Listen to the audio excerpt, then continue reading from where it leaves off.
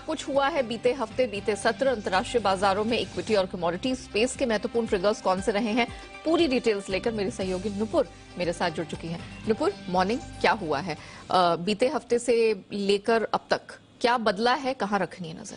काफी कुछ बदला, काफी कुछ डेटा पॉइंट वीकेंड के फ्राइडे के दिन आया था। अगर मूव की बात करें तो फ्राइडे को काफी गिरावट दिखी थी। डाउ करीबन 305 पॉइंट अंक के साथ गिरता हुआ नजर आता है। S&P 500 में भी गिरावट है और नैस्डैक भी देखें तो करीबन 80 पॉइंट की गिरावट आपको नजर आएगी। इनफैक्ट पूरे वीक का अगर हम चार्ट देखेंगे तो सितंबर के बाद ऐसा ये हफ्ता निकला जहां पर आपको करीबन 1.5 से 2% की गिरावट इन इंडस्ट्रीज में नजर आएगी। डाउ में करीबन 1.5% की गिरावट है पूरे हफ्ते में और नैस्डैक में भी देखें तो करीबन 2% की गिरावट वहां पर नजर आई थी। जो डेटा आया वो प्रोडक्शन प्राइस इंडेक्स का जो डेटा आया, होलसेल इन्फ्लेशन का जो डेटा आया वो अनुमान से थोड़ा ऊपर आते दिखा था। नवंबर पीपीआई की बात करें तो 7.4% के आसपास ये आया, जो अनुमान था वो 7.2% के आसपास का था।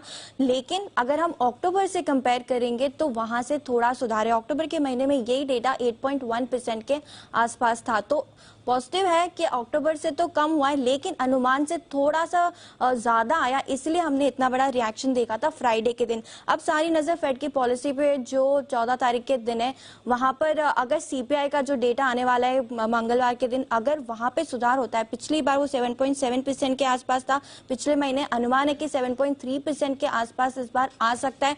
अगर 7.3% के आसपास आ सकता है तो बहुत ज्यादा लाइकली चांसेस है कि फेड की पॉलिसी जो आएगी वहां पर 50 बेसिस पॉइंट का हाइक होगा, ना कि 75 का। तो इस डेटा पॉइंट पर नजर रहने वाली। इनफैक्ट अक्रॉस द ग्लोब देखे तो इस बार इस हफ्ते काफी ज्यादा पॉलिसीज आने वाली। फेड की मीटिंग है 14 को जहां पे 50 बेसिस पॉइंट हाइक का अनुमान है। बैंक ऑफ इंग्लैंड देखिए वहां 15 तारीख को पॉलिसी आने वाली, वहां पर भी अनुमान है कि 50 बेसिस पॉइंट का होगा और आगे चल के कम होने का इंडिकेट हिंट दे सकते हैं यहाँ से भी। और यूरोपियन सेंट्रल बैंक की भी बात करें तो वहां पर भी इस बार अनुमान है कि 50 बेसिस पॉइंट का हाइक आ सकता है।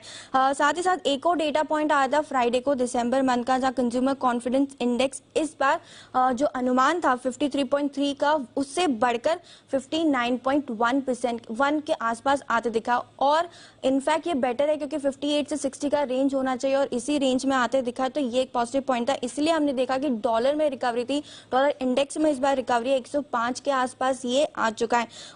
कमोडिटीज की बात करें तो क्रूड में काफी ज्यादा गिरावट थी पिछले हफ्ते, करीबन 12% का डाउनफॉल आप वहां पर देखेंगे और 76 के आसपास फिलहाल ये ट्रेड करा। तो हमारे लिए ये एक पॉजिटिव पॉइंट है। इसका रीजन था कि जो ग्लोबल में मंदी है और जो रूसी तेल में प्राइस कैप की जो इम्पैक्ट हमने देखा था, तो ये फॉल वहां पे आपको दिखा था। सोना और चांदी की बात करें तो पिछले हफ्ते काफी स्ट्रॉन्ग वीक निकला था दोनों के लिए। इनफैक्ट चांदी फिलहाल अभी देखे तो 8 महीने के ऊपरी स्तर पे भी आपको नजर आएगी और डॉलर इंडेक्स में काफी मूवमेंट था पिछले हफ्ते, तो बेस मेटल में भी उतना ही उतार चढ़ाव हमें नजर आता है। SGX निफ्टी की बात करें तो 30-35 पॉइंट की गिरावट के साथ फिलहाल ट्रेड कर रहा है और बाकी एशियन मार्केट्स भी काफी मिले जुले। तो अनुमान से तो थोड़ा ऊपर आया है पीपीआई, लेकिन पिछले महीने से कम आया, तो एक ये पॉजिटिव पॉइंट यहाँ से मिलता है। ओके, चलिए, तो ये पूरी डिटेल्स हैं जो नुपुर आपके लिए लेकर आई हैं, बताते हुए कि क्या कुछ हुआ है और अब कौन से ट्रिगर्स पर इस पूरे हफ्ते रखनी है नजर।